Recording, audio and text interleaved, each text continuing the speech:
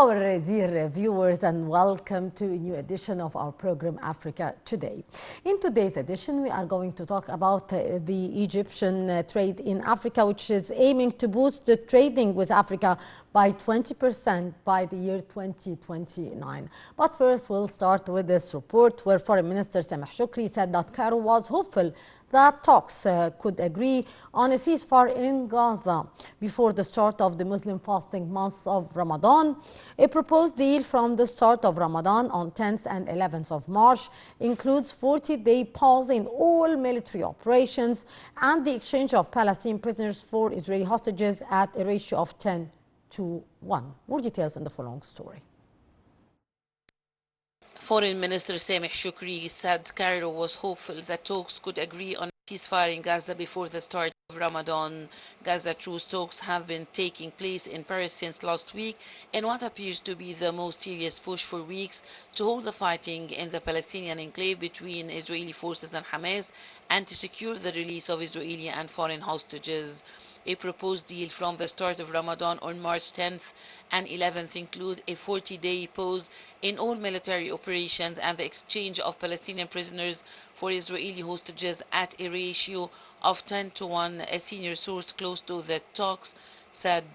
Palestinian Foreign Minister Riyad al-Maliki, speaking at the same panel with Shoukry, said Israel would not announce a ceasefire unless international pressure is imposed on Israeli Prime Minister Benjamin Netanyahu's government. He said that if they are not able to reach a ceasefire in the next 2 or 3 weeks, it's clear we will see another round of attacks on Rafah and the continuation of the genocide. Shoukry said that they will continue to strive in collaboration with the United Nations, with their partners, to relieve the suffering of the Gazan people and to increase the level of aid. This cannot happen practically without the cessation of hostilities.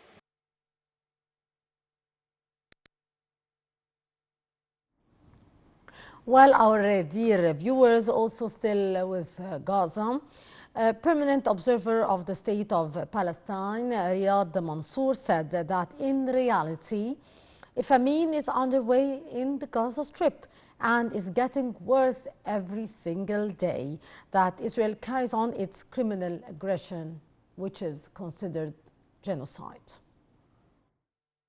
The United Nations said that famine in the Gaza Strip is almost inevitable unless the Israeli-Hamas war changes.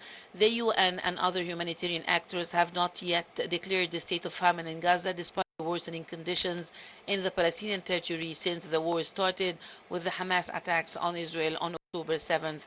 However, once a famine is declared, it's too late for too many people. Humanitarian agencies say conditions for the 2.2 million people in Gaza are now dire. He added that they have to look at what more and more voices more and more loudly are saying about the food security situation across the Gaza Strip. If something doesn't change, a famine is almost inevitable on the current trends. In Somalia in 2011, when famine was officially declared, half of the total number of victims of the disaster had already died of starvation. The World Health Organization spokesman said that according to statistics compiled by the Hamas-run Health Ministry, 10 children have been officially registered in a hospital as having starved to death. He said that the unofficial numbers can unfortunately be expected to be higher. The coastal territory has been producing its own food, but now the production of foodstuff within Gaza itself is almost impossible, including the key fishing industry, which has completely stopped. Israeli forces in war-ravaged Gaza opened fire as Palestinian civilians scrambled for food during a chaotic incident which the health ministry said had killed more than 100 people. The Israeli military said a stampede occurred when thousands of desperate Gazans surround a convoy of 38 aid trucks, leading to dozens of deaths and injuries, including some who were run over. People are so desperate for food, for fresh water, for any supplies, they risk their lives in getting any food, any supplies to support their children and themselves.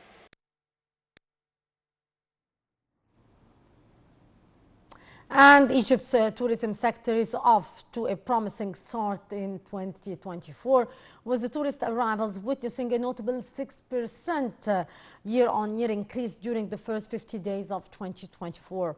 In a statement, Minister of Tourism and Antiquities Ahmed Issa revealed the ambitious plans to further enhance the country's position as a leading tourist destination, targeting to attract 30 million tourists by the year 2028. Egypt tourism sector is off to a promising start in 2024, with tourist arrivals witnessing a notable 6% year-on-year increase during the first 50 days of 2024. In a statement, Minister of Tourism and Antiquities Ahmed Issa revealed ambitious plans to further enhance the country's position as a leading tourist destination, targeting significant growth to global tourism share and aiming to attract 30 million tourists by 2028. This came during the Minister's participation in the 71st edition of the Africa Regional Conference and Exhibition of the Airport Council International. The Minister revealed that Egypt aims to elevate its share of global tourism from 1.6% to 1.7% in 2028. This strategic goal aligns with the government's vision to position Egypt as a premier tourist destination on the global stage. Additionally, the country is striving for an annual growth rate of 25 to 30% in inbound tourism, highlighting its commitment to fostering sustainable growth in the sector. Issa also highlighted that reaching industry targets requires a threefold increase in airline seats compared to 2021. Therefore, continuous work, coordination, and integration between the ministries of tourism and civil aviation are essential to achieve Egypt's tourism goal. Issa reviewed Egypt's share of global tourism, which rose in 2023 to 1.2%. This represents a 33% growth compared to its share in 2019 of 0.9%. He stated that global tourism recorded over 1.4 billion tourists in 2019. This number is expected to increase to 1.7 to 1.8 billion by 2028.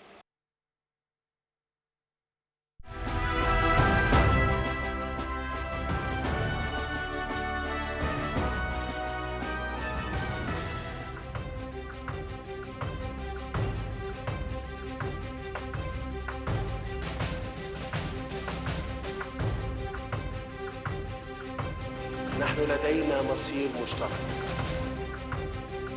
مصر تسلمت الرئاسة الدورية للاتحاد الإفريقي لعام 2019 وتتطلع كعادتها دوما للتعبير عن شواغل الشعوب الإفريقية الشقيقة الرامية لتحقيق الاستقرار والتقدم ودفع عجلة التنمية قدما. إذا كنتم ترغبون في تغيير وجه القارة الأفريقية، فالاتحاد الإفريقي كقيادة تستطيع أن تعمل وتدرس بشكل مركزي لمشروع عملاق لبناء بنية أساسية على مستوى القارة. أنا أتصور أن الأمن والاستقرار استثمار. إذا لم تستقر هذه القارة والأمن فيها بمعدلاته عالية، هذا الأمر سينعكس بالسلب علينا كلنا.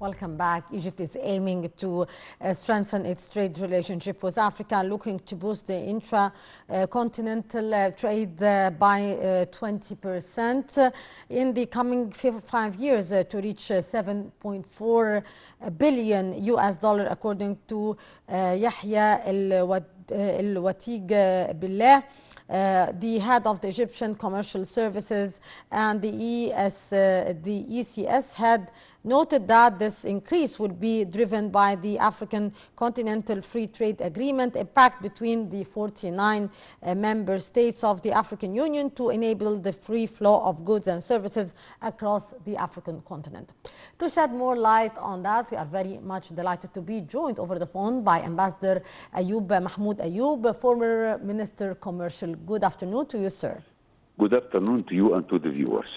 Good afternoon to you, sir. And Egypt actually is seeking to increase the trade with the African continent, targeting 20% increase in intercontinental trading of about 20% for the coming 5 years to reach 7.4 billion US dollar. What's your take on that, Mr. Ambassador? This is a very important development as far as trade, inter-African trade is concerned. Egypt has a very good market in the African market, and I have worked in 2 African countries and know very well that there are many chances for the Egyptian exports in the African continent, whether in North Africa or in South Africa or Central African countries. So Yahya Al-Wasiq Billah, the Undersecretary of State for the Egypt Commercial Service, is initiating this process, and the prospects are big. Why? Because most of the African countries are not very well developed as far as industrial production is concerned, and also in chemicals and in engineering goods and in fertilizer and so on. So this is an important step in the right direction at the right time, because Egypt needs to increase its imports to balance its foreign trade, balance of trade, to balance it, to compensate for the big imports which we are making. So what is happening now is that we are diverting our attention, instead of it being focused only on the European market and the American market. They are focusing on the nearest to us. And the most important to us, in my opinion, that is the African continent and the African countries who have very good opportunity increasing trade.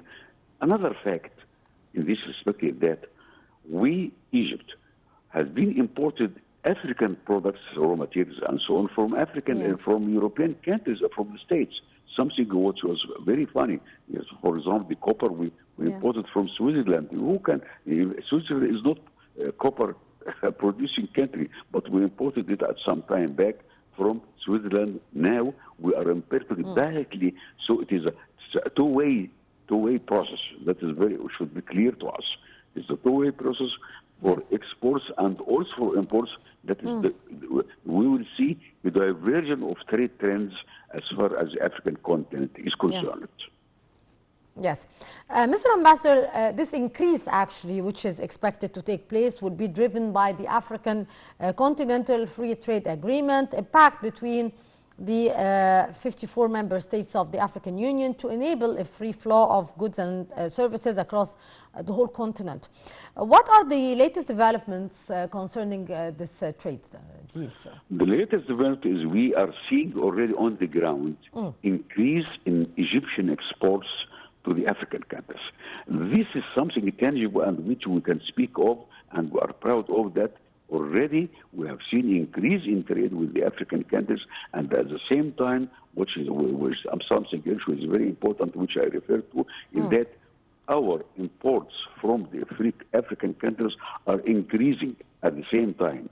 So the African countries are to benefit a lot from increasing its bilateral trade with Egypt, thanks to the free trade agreement, which Egypt was the first signatory of this agreement, and now we are making benefit with it. And what is its importance of this agreement is that it is a free trade, that is no customs duties on the Egyptian products when they are penetrating the African market, and at the same time also we are not imposing any import duties on the African products when it comes to Egyptian market. This is something very positive, and it has to be encouraged, and our exporters should look deeply in this respect and go and penetrate these markets, because these markets are ripe, and we can benefit a lot when we increase our trade with the African countries.